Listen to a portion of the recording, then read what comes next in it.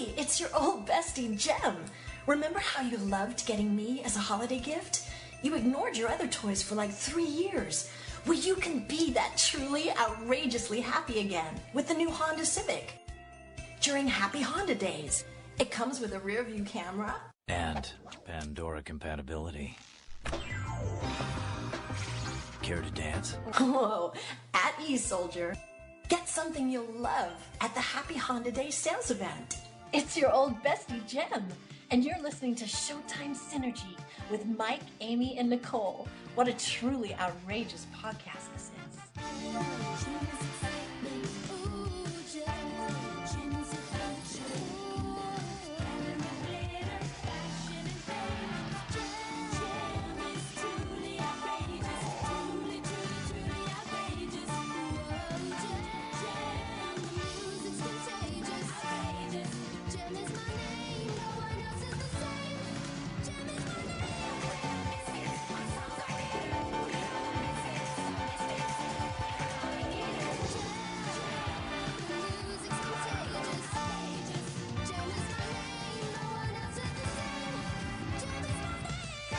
Hello and welcome to Showtime Synergy. I am one of your hosts, TFG and Mike. Joining me is Lady Rec. Hello. Hello. And Nicole Hellstorm. Hello. Aloha. In the second Showtime Synergy interview, we welcome for the first time ever on the Geekcast Radio Network, the voice of Jem herself, Samantha Newark. Yay! Yay! Hello. Hello, everybody. How are you? I'm doing great. How are you? Let's skip that. Oh, yes, I heard you have allergies. I've never seen the dogwood trees until this year. I was living in Nashville before, but our whole yard is like it's snowing. It's crazy. And yeah, allergies for people that suffer, I can't even imagine. I'm one of those cold-blooded people where if it gets above 73 degrees, I'm dead to the world. Oh no. You need to go live in Alaska. Wait, you live in Kentucky. Yeah. Where the humidity reaches 110%. Yeah, I know. Thank you. I've lived here for 20 plus years. Thank you very much. This isn't news to me, but God, I can't believe we're even talking about this. This winter was so bad. Now the summer is going to be even worse because it's from one extreme to the other. But anyway. Yeah. So, Samantha, are there any, let the listeners know before we get too far into this, what your current projects are? Is there anything you can tease up without getting in trouble or anything like that? Oh, well, I did hear today from John Chu, the director of the new Jem and the Holograms motion picture, that we're going to be seeing a trailer really, really, really soon. So he said something about possibly during the screening of the new Pitch Perfect 2 movie that's coming out anytime. So maybe they're going to start showing trailers during that feature, before that feature. I don't know, something like that. So that's exciting. That's on the horizon because I actually shot my cameo a year ago this month. And of course, we're all waiting with mad anticipation for to see anything from it, because I'm in the dark as much as you guys are. They really showed a couple of teases, and I'm just like, come on! Yeah. Out of focus. They yeah, were they just really they're big being teasers. Really, I know they're being so secretive, but it's fun. They're trying to, they're teasing the fan base hugely. But I just moved back to Nashville. I've been touring in Dallas actually for the last 2 years with a pretty awesome Pink Floyd tribute band. Epic, like, the sights and sounds of Pink Floyd, Bricks in the Wall we were called, and touring the House of Blues venues regionally, and that was just a blast. And now I'm working on my third album here in Nashville with some writers in Nashville and writers in New York, and hope to put something out soon. And just did a voiceover for an audiobook yesterday, and just all kinds of fun stuff. So, oh wow, yeah. What audiobook was it? Actually, I digress. It wasn't an audiobook. It's for a new children's story, and I did the did the reading of it, so it's hasn't fully come to fruition yet, but it's a children's story and it's awesome. It's absolutely awesome. I loved doing it, so I'm excited to see what happens with it. So I'll keep you posted on that. And then I also Great. just did work on a new project. It's a short animated feature called HG Chicken with the amazing creator. His name is Mike Salva, and I worked with him on a project called Pound Dogs, which kind of swept the animation film festival circuit. And this is his newest work, and it stars Bobcat Goldthwait. And I play an Illuminati woman with a pink vest. Oh my gosh, this Yes. sounds like so up my alley. Yeah, he's great. He's twisted and fun, and his projects are awesome. So I can't wait till that comes out. Oh, great. So with the whole Pink Floyd cover band, all I can think of is, wow, she really is Little Miss Pink here in the sing-along. Yeah, man, I was bringing the pink to Pink Floyd. That is for sure. Yeah, So what what's an your honor. favorite song of theirs that Oh you my cover? God, I'm so in love with their catalog. I'm so in love with, I mean, so many songs that I didn't even know before I started working with them. I mean, obviously the huge hits like Comfortably Numb and Machine and Another Brick in the Wall, and the ones that everybody knows, but the more obscure stuff like Vera and just All right. beautiful, incredible music, and The Turning Away, and just what a privilege. Everybody in that band were stellar musicians and my friends, and I just couldn't continue because they're regional, and it's too expensive to drag us all over the country. Yeah. So I needed to say goodbye when I moved back to Nashville, but it was awesome. So anybody that's in the Dallas area, New Orleans, Houston, go check out Bricks in the Wall. You will not regret it. 2.5 hour epic show. So much fun. Yeah. My husband used to live in Texas, and Oh, did he? almost every other year we go see the Aussie Floyd, where they Oh, come to yeah. Phoenix and they do the whole laser light show and everything, and it's great. So That's what we did. Yeah, we had the whole laser light show Awesome. and the video screens. It's really authentic. I mean, it's Oh like yeah, if you want the Pink Floyd experience, you're going to get it in spades. And we do the new stuff Awesome. and old stuff and everything in between. So yeah, It's it was an awesome time. it's a fun concert. Yeah, it is. It Yeah. is. Absolutely. Do you know if there's any videos out there of you on YouTube? I want to see this. Oh yeah, I've got some stuff on my official website actually. Mostly of Great Gig. I shared, the epic song "Great Gig in the Sky" with Uh-huh. my two beautiful, amazing co-star backup singers, Tiffany Bell and Rachel Bean. Yeah, so on my website, SamanthaNewark.com, on my video page, I think I have a few excerpts from us. And then Cool. I'll you have can to check Google that out. them on, yeah. Fun. Awesome. Okay. I'll Yeah. troll your page. Okay, please do. Feel free to troll. So let's go back in time. Where did you grow up? Did you always want to be a singer or an actress or any of that kind of stuff? Gosh, yeah, I grew up mainly. Well, I was born in England, lived there till I was 6.5, and then I moved to Africa, and I saw a kid singer perform live. She was actually Scottish, and she was very famous in England and Scotland, and she was touring in Africa when I was a little kid, and my parents took me to see her. And watching her show, I just completely was just so beyond dazzled by what she was doing that I made up my mind as a little kid, that's what I want to do with the rest of my life. That's what I want to do. And I ended up starting to sing professionally, not even that long after I saw that performance. She signed my album for me. I bought a record, she signed it, and I learned every song, and then started singing at old people's homes and swap meets and wherever I kind of could. And before long, my dad started managing me because they recognized I really could sing and had a talent. And then I took one of the roles on a tour called the Meet the Stars tour in South Africa, and toured all over Africa with a band with other African stars and I made a record, and it's a long story, a long time ago, but yeah, so I've always sung since I was a little kid. And when I came to the States, I was Annie in Washington, D.C., and I almost went to London to play Annie. And then Gem was just this magical, amazing thing that I auditioned for because I had a commercial agent and a theatrical agent, and they started sending me out on voiceover auditions, and it was the first animated voiceover thing I ever had auditioned for, and I got Gem. Oh And my gosh. yeah, Wow. I know. Even though, I mean, I've been in it's, lucky, amazing break, but I'd also been in the business since I was 7 years old on a million auditions for a million things. So it was lovely to finally land something that wonderful. And to be here talking to you guys about this show all these years later, I mean, gosh, who knew? Just so awesome. Such an amazing show.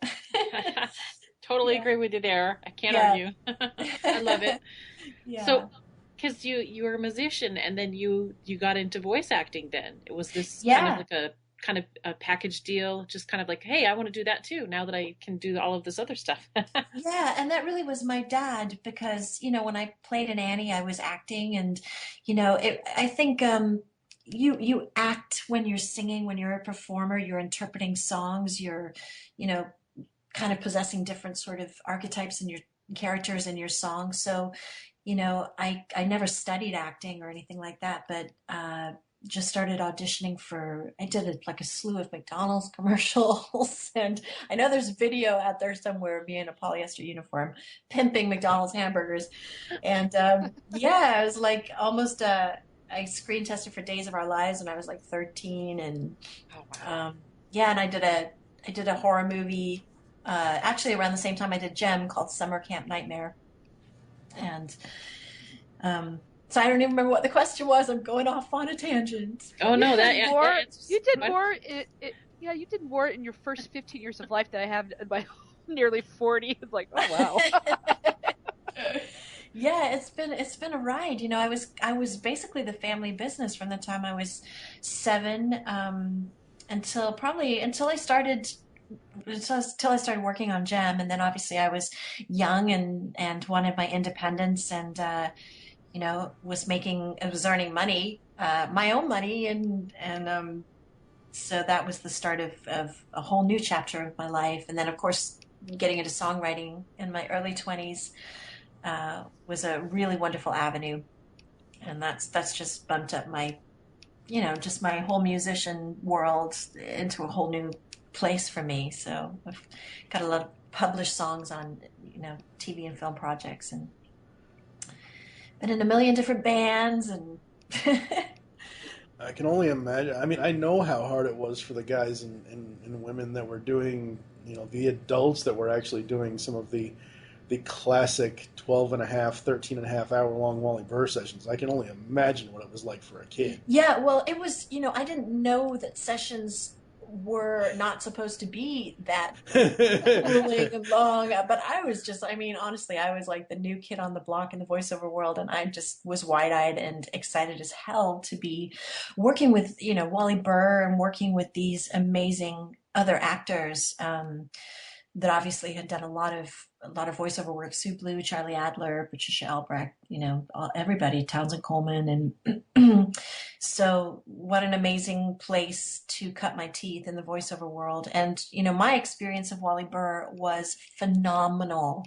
He is awesome. And, I'm so grateful to him that he believed in me enough to, believe I could carry the lead in a series. And he was just a joy to work with. I mean, he yelled at us occasionally because, like, Wally Burr, not Charlie Adler and Patricia, Pizzazz and Eric Raymond, they would cuss a lot and just crack everybody up. So we were always laughing, and Wally had to like reel it in. I would love to hear the bloopers and outtakes because it was. Oh, I would too. There were like That would be cuss brilliant. words flying, and I was like a really good girl, real good manners, and man, I learned things and that I didn't even know You about. learned how to swear like a sailor. Right? I sure did. Yep, and I was loving every minute of it. It was awesome. That's brilliant. Yeah. It kind of reminds me, like, Anytime anyone says anything about bloopers, it always reminds me of those classic Thundercats bloopers and Earl Hyman playing Panthro. Samoflange. What the is a Samoflange? Yep, that sounds about right. Yeah, it's awesome. And we used to record ensemble back then, which what an incredible thing that was because and I've talked about this before to like be standing in a room with all the other voice actors sharing microphones and have Pizzazz like next to me with her body language like coming at me as she's screaming at me, you're like reacting because the energy is like coming at you and then you're giving it back and it's right there together in a studio. You're not just reading to a page and then has somebody phoning it in. So that was amazing. I loved being in the studio with everybody and working with them like that. It was great. What was because for those that may or may not know, you were also Orion Pax's girlfriend over on Transformers. Yes, As Ariel. What was the difference in the sessions between the Gem cast and the Transformers cast? I know you were only in there, one episode, but... Yeah, I did like 3 different episodes. I did Ariel, and then for those of the people that don't know, she was Orion Pax's girlfriend. Orion transforms into Optimus Prime, and then she transforms into Elita One. And the voice of Elita One is the voice of Synergy in Gem, Maureen Aragon. And so that was kind of interesting. I did not put those two together. Yeah, and then RC is the voice of Sue Blue. Right. Who is Stormer on Gem. So we did jump ship, and if they needed extraneous characters, like I played Elise Presser, the human girl on Transformers. I think I did 2 episodes with her. She's trying to build a robot. And then I did the Zamagen Empress as well.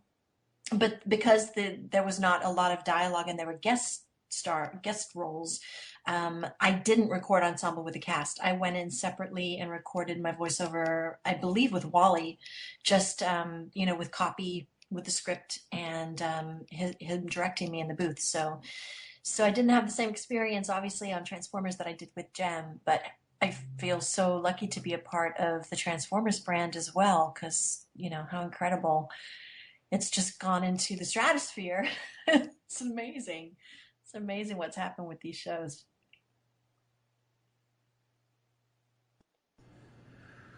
Okay, who's next? Oh, I was going to say, how did you become the voice of Gem? But we've already answered that question. So, how about you, Nicole? You got one? Okay. Well, this is one thing because I hear that you're very talented music-wise. You're a musician and you're a singer. You're a songwriter.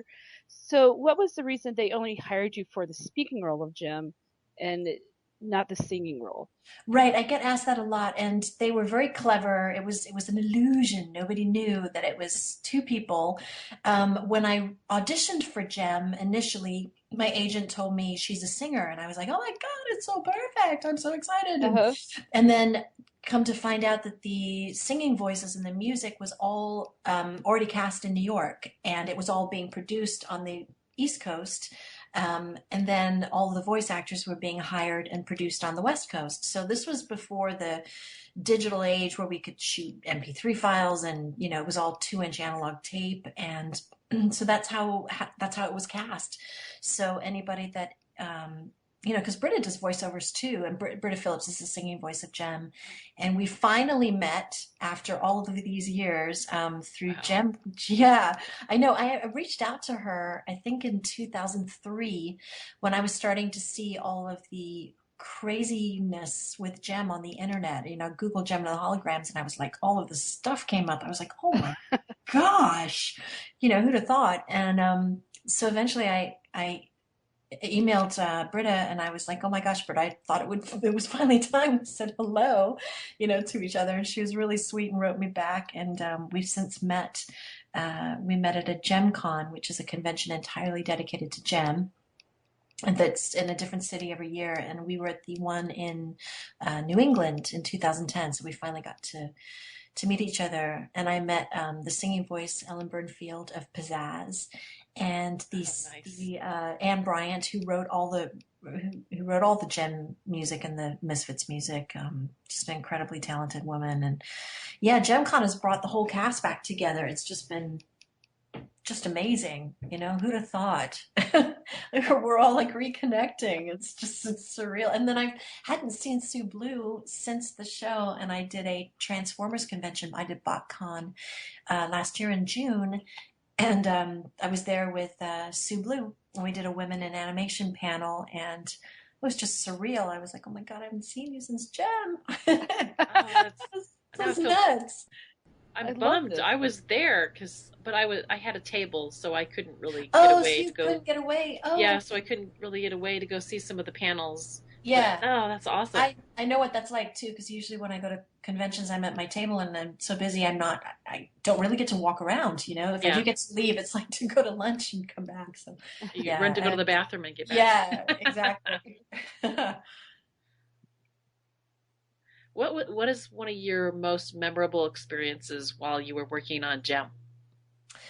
Oh my gosh, there are just so many moments. It was the beginning of my independence as a young woman, which was, I do remember what was going on in my life at the time. And I got to, buy myself a little car, and I got to have my own apartment for the first time. So, it was the launching of my life as a young woman, and that was incredible. And then there were so many moments during the show working with the actors, just in the studio, just great moments of watching Charlie Adler work and watching Patricia work.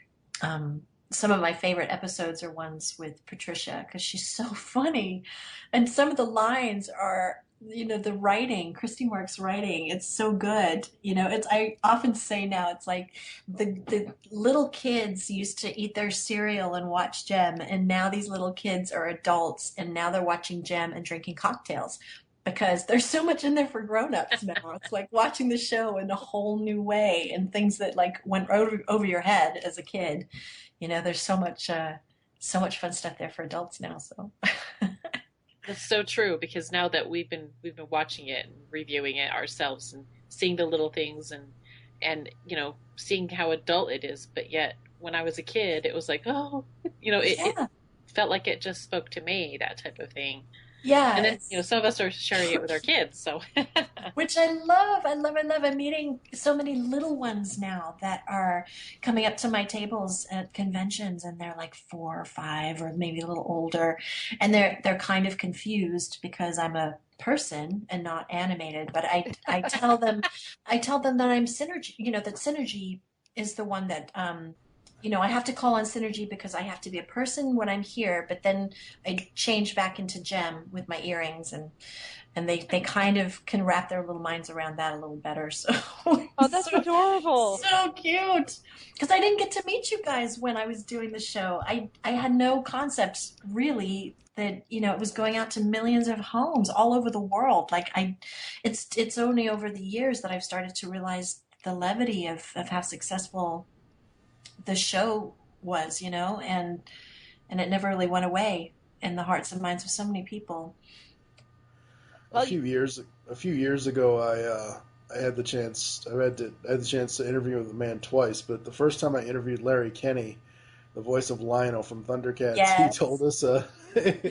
he told us a story about him being in a Toys R Us. Do you have any Toys R Us stories? I do. Yes, I love Larry Kenney. By the way, he's a sweetheart, and apparently he's seen a sneak preview of the Gem trailer, because I saw him at a convention. It was last year, and he said, I was in a movie theater and I saw a trailer for Gem, the new Gem movie. He said it was really super, super short.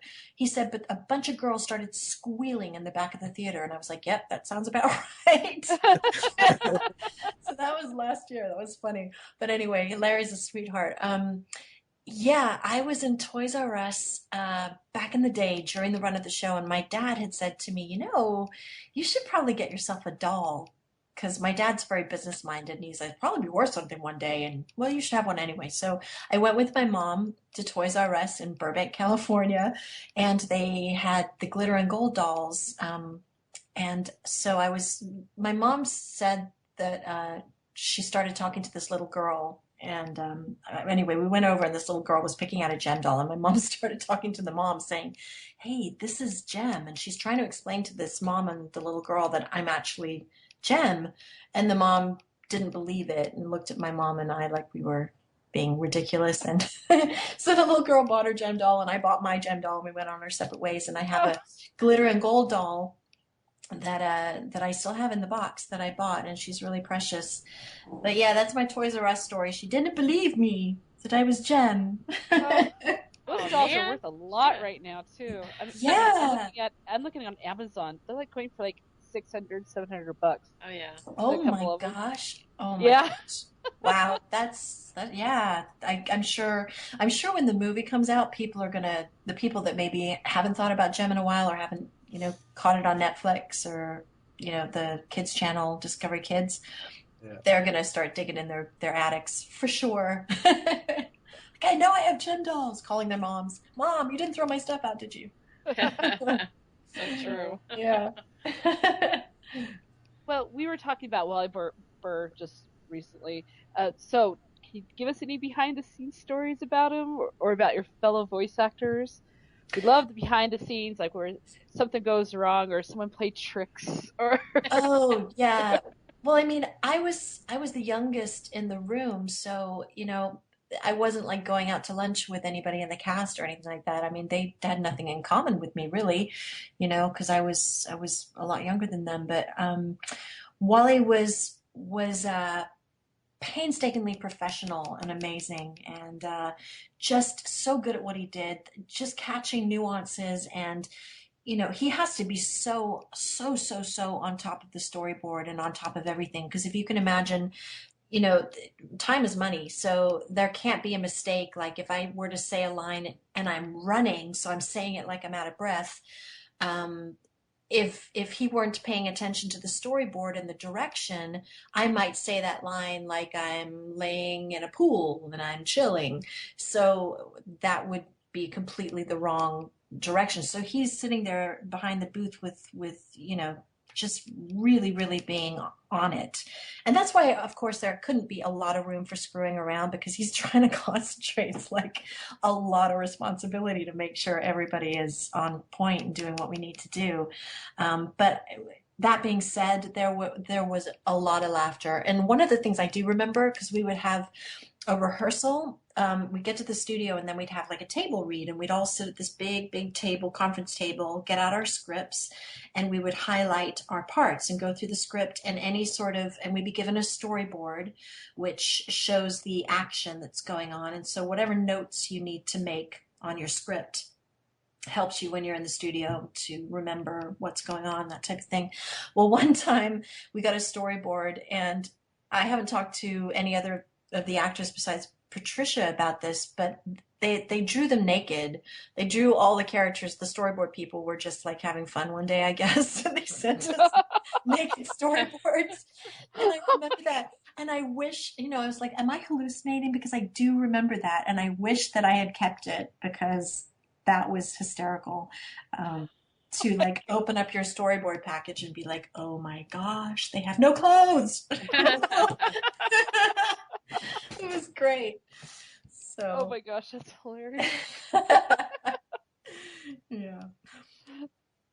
That is And crazy. Oh my gosh. Yeah, and then it was fun to have, the co-stars come in, the special guests. Like I remember, I wish I could remember his real name. He played James at 15. I kind of had a crush on him. He was very cute. Just the different co-stars that came in to work on the show, and it was just great. What a great experience.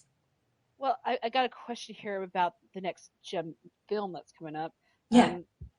We show that you've been credited with a cameo appearance. Yes. Can you give us any clues on who you play or what part of the movie you're in? No, I'm not allowed to say what I did at all. I don't want to get sued. You're a grandmother, aren't you? Yeah, I had to sign a non-disclosure agreement. Oh, man. But John Chu is a huge. He grew up with Jem, so he's a huge fan of the cartoon, and he's been wanting to make this movie for a long time, and pitched the idea like 10 years ago, and I guess the timing just wasn't right. So finally they said yes, and it is unfortunate that Christy Marks is not involved in it. But she is involved in the film, though. She wasn't involved in the writing of the film, but John Chu gave her a cameo as well too. So look out for Christy Marks. Yeah, when cameo. we talk to her, my theory is that she's going to be the voice of Synergy. That's my theory. I have no idea.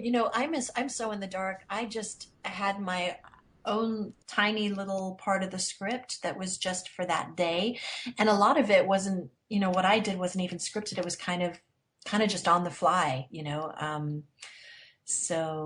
But I do have pink hair in the movie.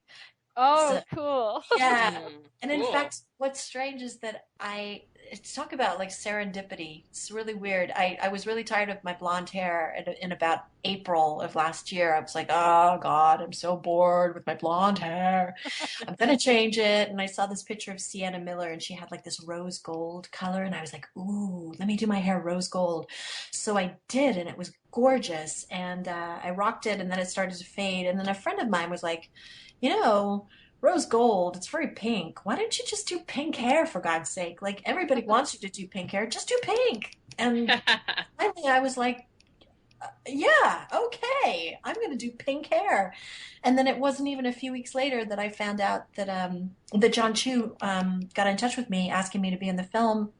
And then I was like, oh no, I have pink hair. There can't be two people with pink hair in this movie. Uh-oh. Is he going to make Aubrey's pink hair is probably a wig. Yeah, but I was like, is it going to be one pink-haired gem too many in the movie? So anyway, my managers sent him, I told him that I had pink hair, and he's like, will you send me a picture of it? So I took some pictures, and my manager sent them to him, and he loved it. And he's like, I got a great idea. So, that's good. yeah, so it was fine. I got to keep it, and I was happy about that. But that's all I can tell you. I was going to say that was my next question. Well, if you can't tell us what you're doing in it, how about you tell us about how you were approached to cameo on the movie? Yeah, good thing I checked my Twitter page, because I mean, as a musician, gosh, I mean, how many more social media portals does one have to have? It's crazy. I have and my website, I have YouTube, I have 2 Facebook pages, I have Twitter, I have Instagram. It's like, too many passwords and usernames. But anyway, I was on Twitter and realized I had a private message, and it was from John Chu, and he said, I'm a big fan of yours, which was kind of mind-blowing because he's wonderful and this big Hollywood director, and he said, I would really love to include you in the movie. Would you be interested? And of course I said yes. And then made arrangements to fly to LA and was on the set for a day. And I have to tell you, I just had this surreal moment of when I was walking through the lot, and there were the trailers for the girls, and the trailer doors said Aja, Shayna, Kimber, Jem. And I'm getting chills even now talking about it, because I kind of had this moment of like, is this really happening? I'm on the Jem and the Holograms movie set all these years later. How crazy is that? So it was pretty awesome. And the girls are fabulous. They are super talented. All of them sing. All of them are just the loveliest girls, and I'm just so excited for them. I think they're going to do an amazing job. I can't wait to see it. And you can tell they're really good friends. Like they really care and love each other, and that is so much of what Jem was about. Like, they've captured that spirit because those girls are unified. They love each other, and I just loved seeing that. Awesome. It's going to be interesting seeing what Haley Kiyoko does as Aja. Yeah. 'Cause I've seen her in a few other things. Yeah. And I'm trying to think, how is she going to pull that off? She's great. She's badass, man. Yeah, she is. She is. Yeah. She's got the whole Aja thing down. I was like, wow, I love her. Just don't let her get behind the wheel. Yeah. It's a running joke here on the podcast. Every time that we saw it, we should have turned it into a drinking game, but every time we saw Aja driving in the cartoon series, it's like, oh, take a drink, because you know that car's not going to last. Well, whenever there's a car accident, she's the one that's behind the wheel. And Roxy, I think it's Roxy in one episode. She's like, it's not our fault that Aja chick can't drive. Yeah. Exactly. That's one of my favorite lines. It makes me laugh every time. It's so funny. It came from Roxy, that's why. That's She rocks. Yeah. So what is your favorite, like, when it comes to voice acting? There are so many different versions of how to be a voice actor, voice actress these days. What is your favorite type? Animation, commercial, video game? What ensemble, or if you're in a booth talking to yourself, what's your favorite type of voice acting? Oh gosh, I love the different mediums for different reasons. I mean, doing this audiobook the other day was just myself in the studio with the engineer and actually no director. I kind of got to just run with it. It was a children's thing, so I brought very much the essence of Gem to it because it's talking to little kids. But obviously the ensemble medium is great because the unexpected happens in that, and you never know what somebody's going to do to raise your game, and it's just fun. That's really, really fun. And then the video games, yeah, I guess I would say the ensemble is the most fun, but then there is something cool about reading copy that's very, very introspective, and you're just in a booth with low lighting with a director, and there's that, and capturing emotions, and it's very intimate. I love the intimacy of that, so that's a whole different realm that's really cool, and it reminds me of recording vocals for songs, or vocals for games and that type of thing, because it's more of an intimate exchange, and I enjoy that too. So I can't say I have a favorite, really. All right, shall we get into some words of wisdom, Amy? Oh, absolutely. Who are some of the other voice actors that you've listened to that have influenced you? Oh my gosh. I think I was such a newbie at the time when I did Gem, that I didn't have any influences. I was just kind of flying by the seat of my pants, and just trusting my instincts, really, which I think I have pretty good instincts. And, the thing about voice acting and on camera acting, but the voice acting medium is so much about listening and taking direction, because you can do a great performance, but you're taking on somebody else's idea, somebody else's project. So you're being hired to do something for somebody else. So you want to do what they want, what they want it to look like and sound like.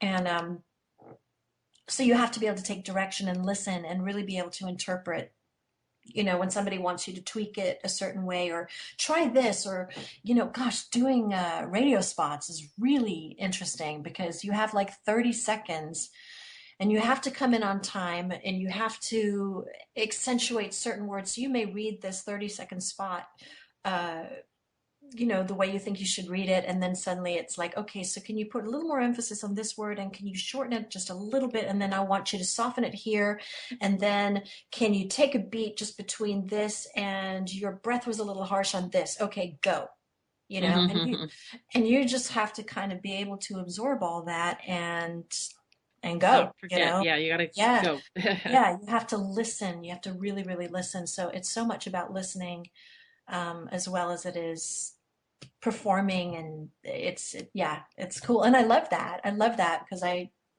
think I am a good listener. So yeah, but as far as influences, gosh, I would love, I'm dying to sink my teeth into something, like a Kate Blanchard kind of voicemail that's more dark and deep, and like Queen Empress of some video game with my British accent, because I still do a really good English accent, and yeah, just that kind of thing. And one thing I can't stand in voiceovers, and I hear it a lot now, and it's driving me crazy. I don't know if it drives you guys crazy, but it's this people that talk like this, and it's all grumbly, and it's horrible. It's like I think they call it vocal fray. uh-huh. It drives me nuts. It drives me nuts, and sometimes I find myself doing it, and I'm like, no, stop. Well, it's good to know that you can recognize that, though, when you're doing it Yeah. yourself. Yeah, So, I try to, because I mean, you hear it all the time, and then sometimes you do catch yourself doing it. It's a kind of lazy way of talking, but I'm hearing it now all the time in voiceovers and on the radio, and I hear it in spots, and I'm thinking, wow, okay, I'm not a fan of that. They're And that's the misunderstanding thing they're misunderstanding the gravelly voice with that voice, you know. with like I'm Batman. I have rocks in my I have throat. rocks in my throat, right? It's Yeah. not pretty. Yeah. I love the lilting, I mean, you can have any kind of timbre of voice, but it's that gravelly vocal phrase stuff that's driving me crazy right about now. Now you start to notice it everywhere now that I've yeah, said it.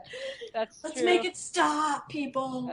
It goes through phases, you know, where it Yeah, happens once, it's okay, but you happen more than once, and it's like, okay, it's overkill. yeah. Exactly. Inundating the market with too much of it. Yeah, exactly. When did that become cool? It's not. Well, I've got an odd question for you. Okay, so Jim's been around for 30 years, but you still look like you're in your 20s. What's your Oh, secret for being so young looking? you're so sweet. Thank you. I'm a hologram. Oh, there you go. It's a good one. Awesome. Synergy is real, people. Yes. No, I appreciate so much you saying that. I think I take really good care of myself. I've never been a sunbather. I've never like gone out there and baked myself in the sun. Maybe a couple of times I did and I shouldn't have, but that was just never my thing. And I've been moisturizing since I was like 16 and my mom's always looked really young for her age and so I think it's good genes. And plus, I think a vibration, it's an energy. It's like I refuse to I refuse to give up. I'm not gonna give up on my youth and my energy and that fun, playful thing that we have. That girl, there's a girl that lives in me, and I don't want her to ever go away. I love her. I think some women they give up, and and you can see it.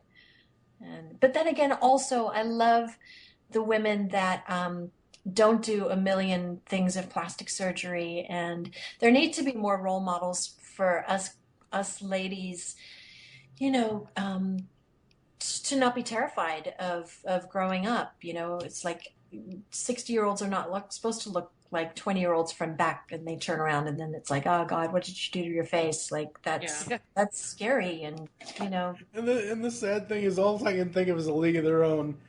Ellen Sue, Dottie, I married a plastic surgeon. I do love that movie. Yeah. I mean, it's such a youth obsessed culture. It's just the way it is. And in Europe, it's not like that. Women in their 60s are sexy and beautiful, and they have so much to offer. And, you know, I think America is catching on. I do. But, yeah, that's a whole other subject right there. Yeah. So it only took 30 years, but Jem finally has her own official ongoing comic series. There are there are currently two issues of the series out, written by Kelly Thompson with art by Sophie Campbell. Have you read the first two issues, and what are your thoughts on them if you have? I have. I absolutely love them. I know the fans are so protective of this property. They love Gems so much that I know there was a lot of, they had can't even Trepidation. trepidation. Thank you so much. Word, please. Um, yeah, they had trepidation about what this was going to incarnate into because they're very, very attached and protective of the brand.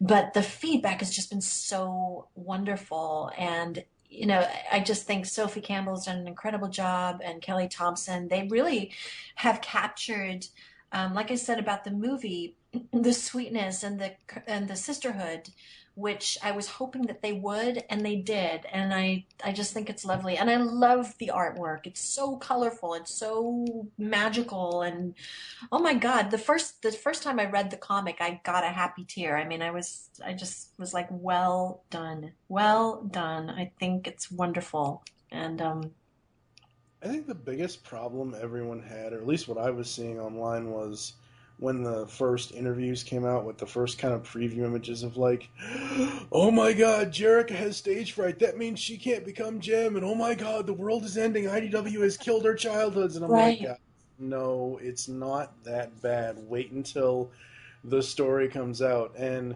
as we call him, Captain Continuity himself, John Barber, has been saying he's been wanting to do a Jem comic for 30 years. And I always defend the show, and everyone's like, everyone I've ever talked to online for the most part says, "Oh, Gem and the Holograms, that's for girls." Hello, the show has exploding cars, musical instruments being thrown at people. It has bombs going off. It has Uh-huh. Roxy trying to kill the holograms, which she should still be in jail for. Uh, it has all this action stuff in it, and I'm like, how is that not for boys as well as girls? It's amazing. When I'm at conventions, I'd say it's 50-50. There are a lot of straight boys that watch Gem. And obviously it has a huge gay boy following, big time. But so many kids, just guys, girls. I mean, it's right down the middle. It's equal, just the love for Gem. Because like you said, they had car chases and Tech Rat and Eric Raymond and cute girls and kissing and I mean, everything. There was something for everybody, and they were like little soap operas for kids. Really cool stories and adventures. And yes, there was Pink, a lot of Pink, but there were lots of other things for boys. So I totally agree with you. Oh man, we love Tech Rat on this show. Don't touch my stuff. I know. Oh man. Brilliant. Well, you Well, mentioned talk. fan. Oh, Oh, go ahead. go ahead. No, go ahead. No, your turn. Oh, I was going to say, you've mentioned fan conventions, and I absolutely know that you enjoy them. What would you like to share with us, like any other like convention stories that just kind of pop up into mind? I know I'm not giving you much to go on that though. Oh gosh, I've often thought, because sometimes my mom has been able to go with me, because how do you explain to people what you're experiencing? They have to kind of sit there with you.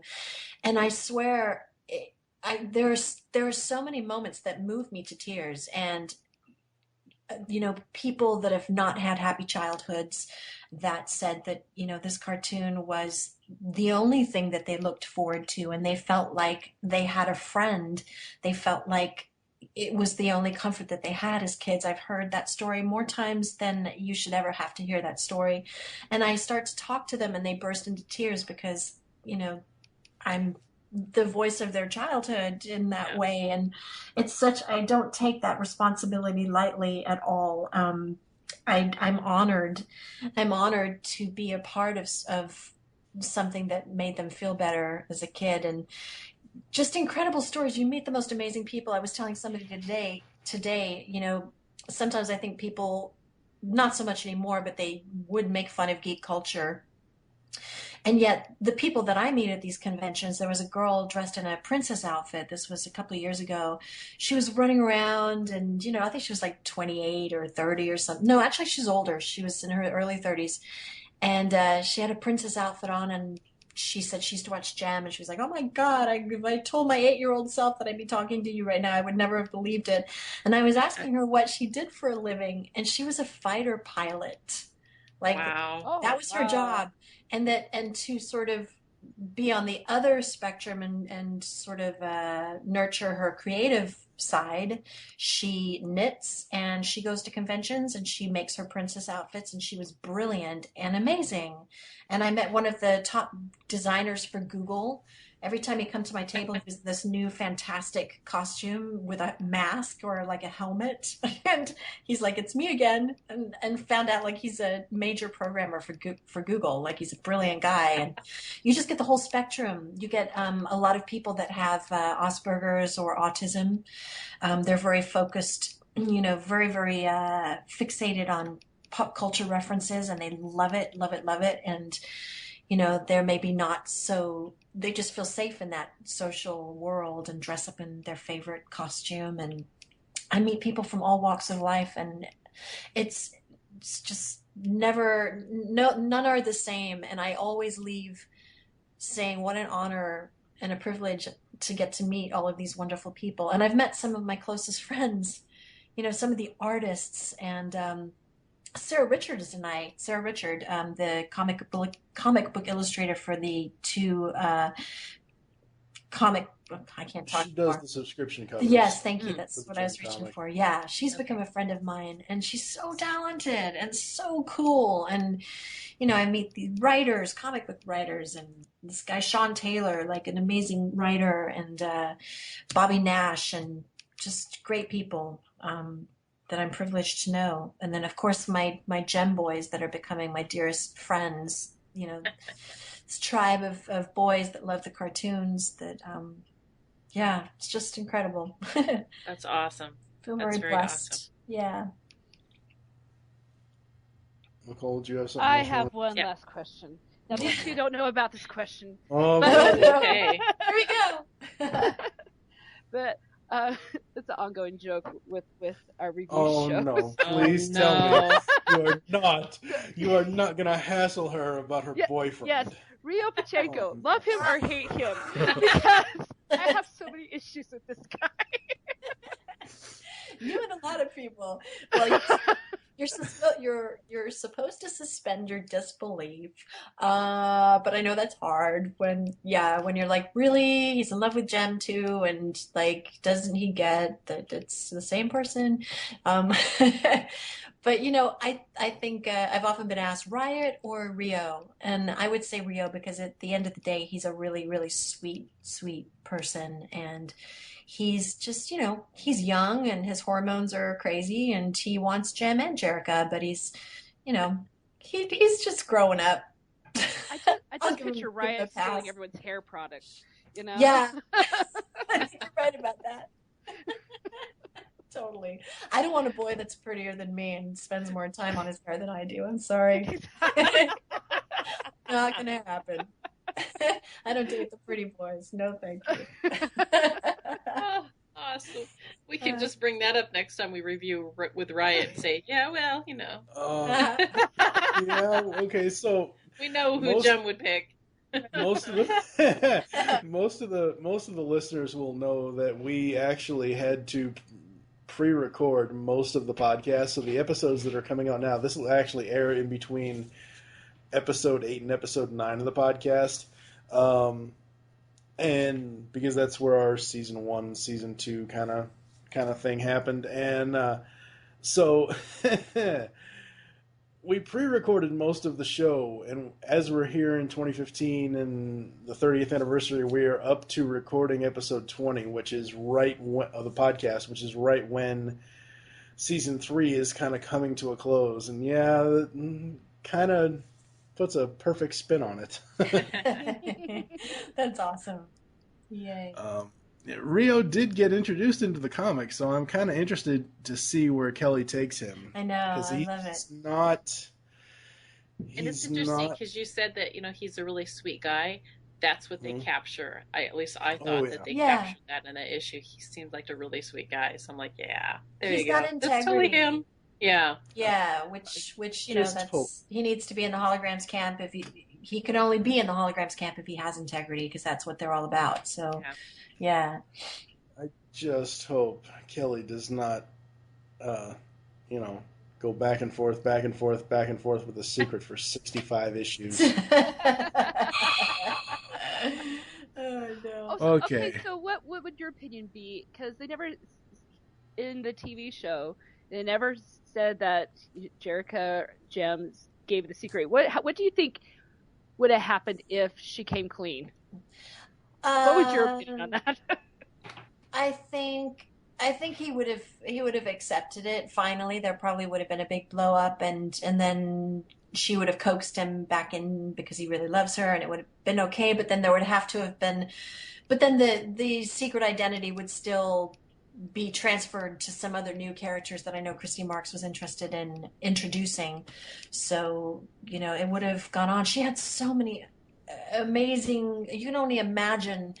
She's told us like so many amazing, cool ideas for new characters and new storylines, and makes me crazy. I would have loved to have gone on that journey with her and done more shows. There was so much more to tell, Well, hopefully, if the movie does well, maybe we'll get a new animated series. Maybe we That will. would be cool. Yeah. That would be pretty cool. Yeah, that would be awesome. Because I don't remember. I've talked with Christy. Well, Nicole and Amy have talked with her once here on this podcast, but I've talked to her like 3 other times on other things, and I think I asked her in one of them. So, will you tell us if your vision of what Gem would be in the 21st century? She said, "I have a vision. I know exactly what I want to do with it, but no, I'm not going to tell you in case I can't sell it." She said something similar to that. I'll have to link the other interviews. I don't want to misquote the lady. Yeah. but, No, I think that's pretty much what she said. The last interview the last interview you were on, but we were on as well. Because I remember thinking, oh, it'd be so great if we could have another show, or even if they put her on like the comics for whatever reason, and she could like develop some stuff there. Maybe they'll come with a second. Maybe if the movie makes it big, that they'll be able to have a second title, and they can add some more stuff to it. It'd be really fun. So it would we'll be. see. Yeah, I hope everybody goes and supports the film, and I think the fans are going to be pleasantly surprised. I felt like John Chu is a really sweet human being and loves the show, and obviously it's going to be different. It's going to be different, but I've told the fans we will always have the original cartoon. It's not going anywhere. It's there for everybody to love and enjoy, and have Gem marathons till their heart's content, and just to see all these new expressions of Gem happen is, I don't know. I'm open to change. I have to live my life that way. That's just the way I live my life. So, and I think so far I've been very impressed and pleased with what they're doing. So, yeah. I'm just glad to know that you still have passion for this character, that you actually enjoyed doing it and still have that love for her. I think that's awesome. I do. Yeah, because I think there aren't enough role models in the world, and there aren't enough characters for kids to look up to today, and the holograms were those kids, those role models. And I just love the Gem archetype. She's the Pollyanna archetype. She's always rallying for everybody to get along. She protects people's feelings. She's got massive integrity, and I give that mad props. I think it's we all hopefully are trying to live our lives to some degree that way. So yeah, I aspire to be like Gem. Oh, that's awesome. But it sounds like you're living the rock star life. That's for sure. Hey, I'm just doing what I love. I'm doing what I love. I can't not do it, because I mean it's a crazy journey. The music business is not an easy road for sure. And I figured out a long time ago, those many times that I wanted to just quit. I couldn't. I just can't. You can't not do it. And any musicians out there that are fighting the fight and walking the path, don't give up. Keep doing what you love. So. Yep. Awesome. That leads me into my last question would be, what words of wisdom would you have for any listeners or anybody out there that's doing what you're doing now? What would you tell them? Well, as far as voiceovers,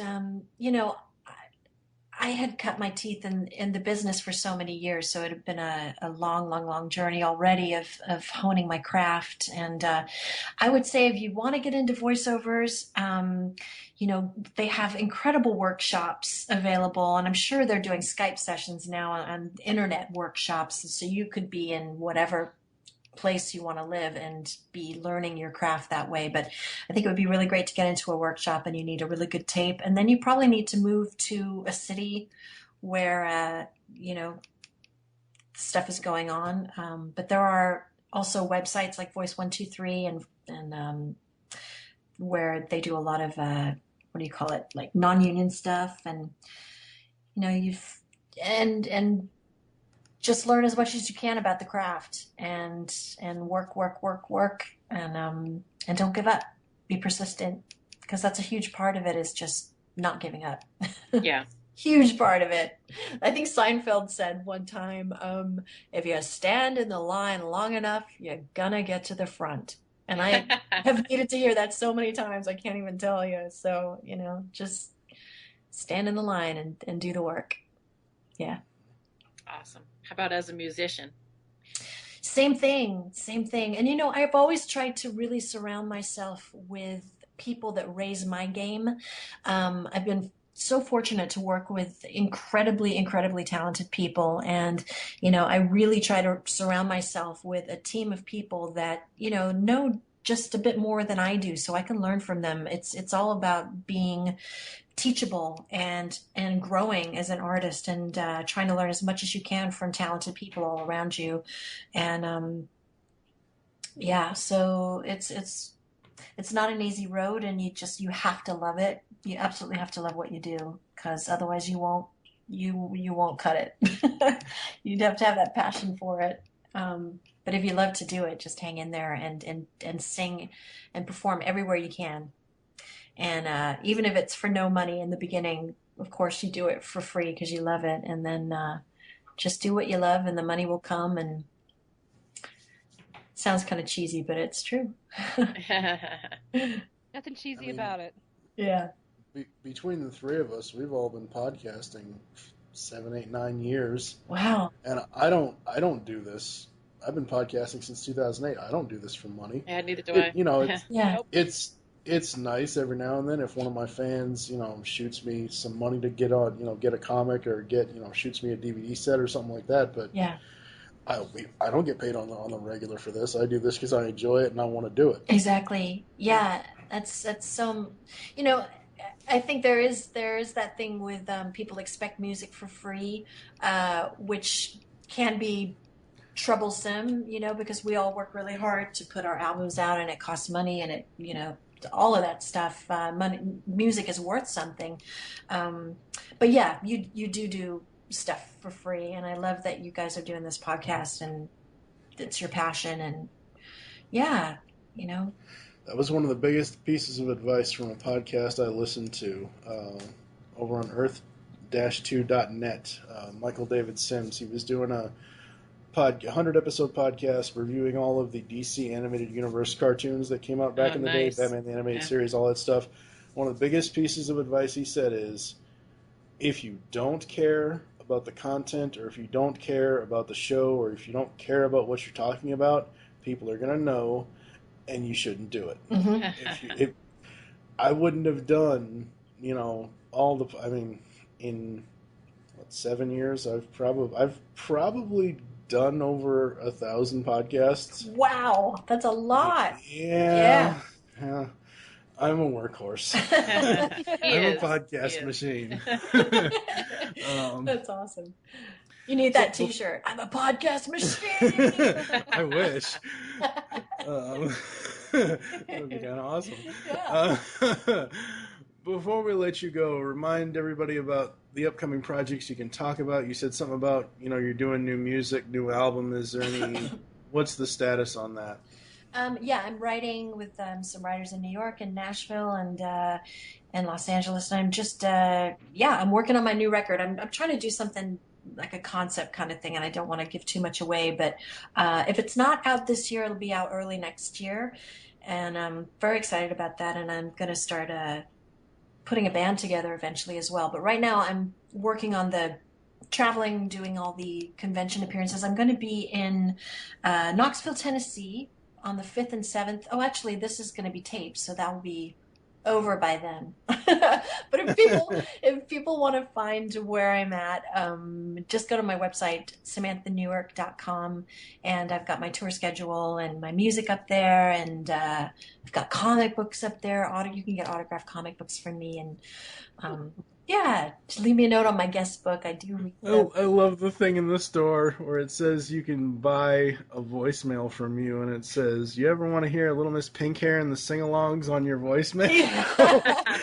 I know. It's God. been so much fun. Well, I've been at conventions, and I've done people's voicemails for them so that when somebody calls their phone, it's like, hi, this is Jem. So-and-so can't answer their phone right now because they're too busy helping us with everything. So it's so fun. So I've been sending those out to fans, and you can get your own personalized voice message from Jem.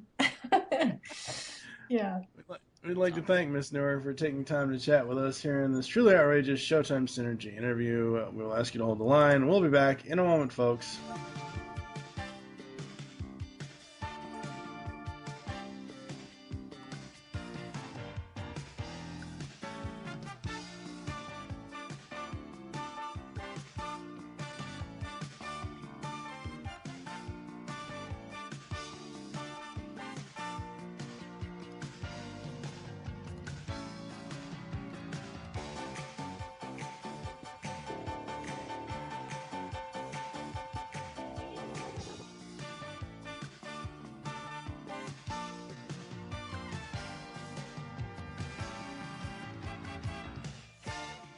Hey, this is Samantha Newark, and you're listening to the truly outrageous podcasters of the Geekcast Radio Network. All right, folks, there you go. That That's was our. awesome. Oh my God. She is such a delight. Oh my goodness. She is. I couldn't imagine someone nicer. Really. That's just north of an hour with Samantha Newark, the voice of Jem from Jem and the Holograms. She was also the voice of Ariel. She's also a masterful musician as well. It's just so great. Check out her stuff on her website, samanthanewark.com. Yes! Absolutely. And her music is awesome. Yeah. My 8-year-old self is just doing a little dance right now going, I've been smiling this whole interview that my face literally hurts. oh, you and me too. It's like, oh my God. Now you know how I feel every time we do one of these podcasts. That's because I'm You're so sharing awesome. the pain, right? It's Exactly. a good pain. It's a good pain. We will have other voice actress and voice actor interviews hopefully coming up in the future. I think my next goal is to maybe get a certain Don't say it. well, she's jailbait most of the time in my mind, so might try to get her on here. Who knows who else? Honestly, I might be going after Pizzazz next. Woo! Oh my gosh, how awesome! See if we can't get Patricia on here. That would be fantastic. But yeah, there you go, folks. Samantha Newark. Since we've already had Jem, Pizzazz needs to have her time too. Yep.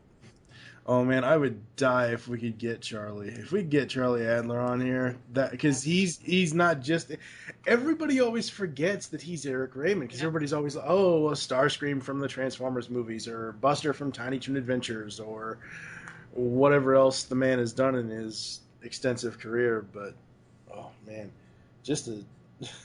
That would be Raymond is the brilliant. one guy we love to hate, and somehow we still love him. Yeah. Well, he still has standards. Oh, There are okay. some things he won't do. Well, there's one thing that Steve Bloom won't do, but that's a story for another day. Anyway, Oh. no, it's in the anyway. Thank you for listening to this Showtime Synergy interview with Samantha Newark. For now, I am TFG and Mike with This crazy fan known as Amy. The one girl that's hurting so much that her teeth are about ready to fall out of her head. A toothless I really Nicole. I am really, really happy right now. I'm not kidding. We'll just call you toothless. There you go. I'm not that. I know I'm adorable, but I'm not that adorable. You don't want to breathe fire and, slime people. Thank you for having a truly outrageous time here with us on Showtime Synergy. We will catch you next time.